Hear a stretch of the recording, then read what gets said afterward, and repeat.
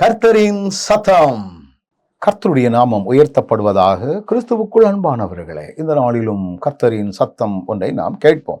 லூக்கா எழுதின சுவிசேஷம் 6வது அதிகாரம் 28ஆம் வசனம் இப்படி சொல்லுகிறது: உங்களை சபிக்கிறவர்களை ஆசீர்வதியுங்கள், உங்களை நிந்திக்கிறவர்களுக்காக ஜெபம் பண்ணுங்கள். ஆண்டவருடைய வார்த்தை ரொம்ப ஆச்சரியமா இருக்குது. சில நேரங்களை சிந்திக்கு பார்த்தா இதன்படியெல்லாம் இந்த உலகத்துல வாழ முடியுமாயா? இப்படிலாம் நம்ம பண்ணோம்னா நம்மளை ஏறி மேய்ஞ்சிருவான், மனுஷனே மதிக்க மாட்டான், கோலன்னு நினைப்பான். அப்படிங்கிற சூழலிலும் ஆண்டவர் என்ன சொல்லுகிறார்? உங்களை சபிக்கிறவர்களை. இன்னைக்கு நிறைய பேர் நமக்கு சாபம் போடலாம், நமக்கு மறைமுகமாக நமக்கு ஏதாவது ஒன்று வந்து விடாதா என்று சொல்லி உள்ளத்துக்குள்ள பொறாமை நிமித்தமாக ஏங்கி கொண்டிருக்கலாம். நமக்கு எத்தனையோ காரியங்களை செஞ்சும் ஒன்றும் அவனை மேற்கொள்ள முடியலையே என்று பொறாமை நிமித்தமாக நிறைய காரியங்களை அவர்கள் சபிக்கக்கூடிய அளவிற்கு செய்து கொண்டிருக்கலாம்.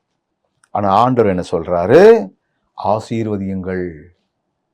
இவர்கள் உங்களை சபிக்கிறார்கள் என்று தெரிந்திருந்தும் ஆண்டவரே இவர்களை ஆசீர்வதியும். ஏன்னா அதனுடைய தண்டனை வேற, ஆண்டவர் அவர்களுக்கு கொடுக்கக்கூடிய பின் விளைவுகள் வேற.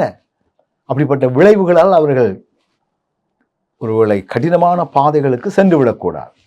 அதற்காக தான் ஆண்டவர் சொல்றார். இரண்டாவது என்ன சொல்றாரு? உங்களை நிந்திக்கிறவர்களுக்காக ஜெபம் பண்ணுங்கள்.